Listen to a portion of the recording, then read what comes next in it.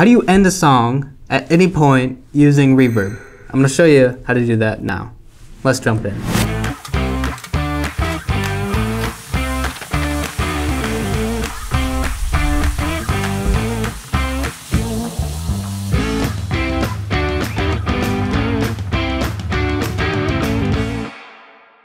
So with that example, that was a commercial that I made for a local food truck. I used a song and I cut it at a certain point and added reverb to let it fizzle out.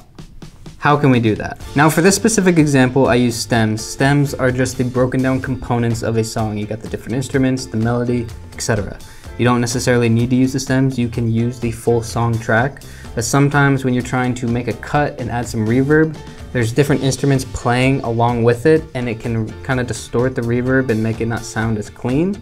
With stems, you're able to cut where each instrument kind of starts and ends, and you're able to add the reverb to that spot specifically without letting different instruments kind of destroy or, you know, make the reverb sound worse. For this video, I'm just gonna go through the process once. I'm gonna do it to one stem, to one track, and you'll be able to, you know, learn the process and replicate it on your own. So now I deleted all of it, started fresh with one stem, but where do I cut? Where do I cut to make it sound best? What I found that works is cutting on the first beat of a bar. 1, 2, 3, 4, and 1, 2, 3, 4, and 1.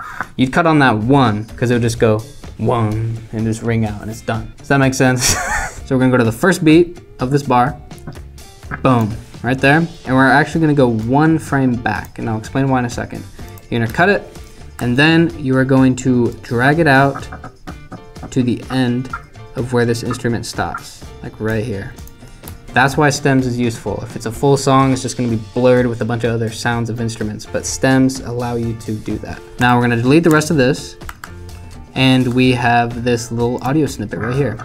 And what we're gonna do is we're gonna take it and we're gonna nest it. So you're gonna right click, go down to nest, boom. You're gonna name it something. Now we have a nest. And now we're gonna add a crossfade. And the reason we went one frame back is so that we could successfully do that. And the way we're gonna do that is we're gonna drag it one frame back, bring this one frame forward, and then we're gonna go to audio transitions, crossfade, constant power, drag it on, and we're gonna get 3 frames that helps it fade into each other. Now what we're gonna do is we're gonna click on this nest, double click, boom, open it up. It doesn't appear, you're gonna click on the timeline, zoom out, go back all the way to the beginning of the timeline. You're gonna see your clip here. You're gonna click on it, make sure it's selected. You're gonna hold option, click and drag all the way out, and let's bring it out to, let's say, 6 seconds. Now the distance just means how much dead space you're gonna have for your reverb to fizzle out. But we gotta make sure that this is muted so we don't hear it later on. What we're gonna do is we're gonna right click on it, go down to enable, make sure it's unchecked and that it's faded out so that there's no sound playing. Now we're gonna go back to our original clip and we are going to add some constant powers to the front and the back just to get rid of any pops and seams that would make it sound jumpy. Drag it to only one frame because that's all you need to get rid of those pops. Then we're gonna go back to the original timeline, and now we can drag this out to the end of our clip, or however long we want the reverb to go. Now we add the reverb. Go over to the effects panel, type in reverb, go to studio reverb, click it, drag it onto your nest.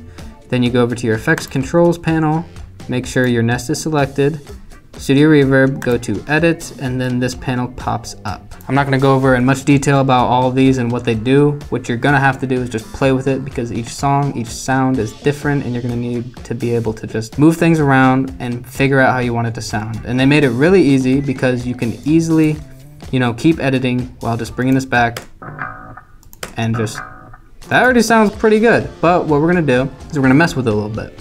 We're gonna keep the room size about the same. We're gonna bring the decay up to about 550. Leave the early reflections there, leave the width there for now. High frequency cut, leave there. Low frequency cut, leave there. Dampening, diffusion, leave there for a second. Now dry and wet. I'm gonna quickly go over these because they are important. Dry is the original signal. That is your song, that is the signal source of your song. It's the original, no effects added. Wet is the reverb. So if you were to drag the wet all the way up and the dry all the way down, all you would hear is the reverb from the clip itself. It would take all the reverb from the original signal and keep it, but then the original signal would just be thrown out the window.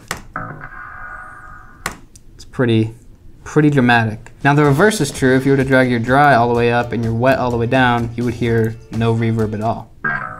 So let's drag this dry down, drag this wet up. Now let's give that a listen. That's quite a bit of reverb. Now the dampening kind of brings those high frequencies that just punch outwards and dampens them down a little bit. The ones that linger around for a while, it brings them back in. So dampening, let's dampen it a little bit. Let's try that again. Okay.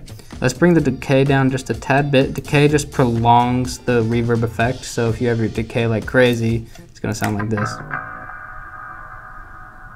Yeah, we don't want that. So let's bring it down to 5,000. That's not bad. We can bring this high frequency cut down a little bit to cut out some of those high frequencies at the end there. Maybe a tad bit more.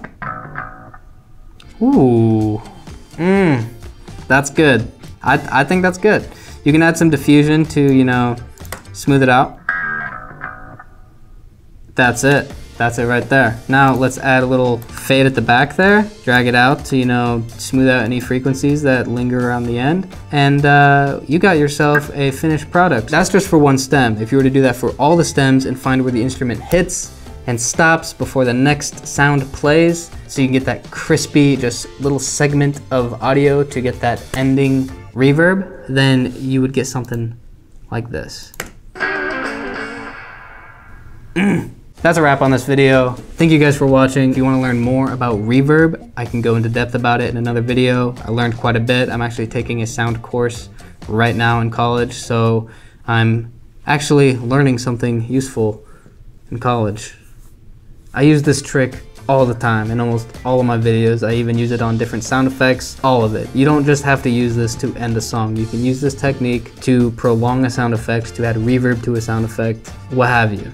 It's a great trick.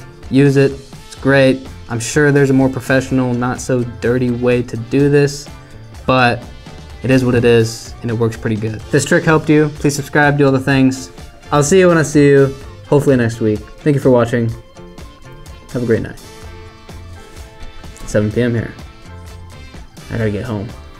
I'm supposed to be in a meeting right now.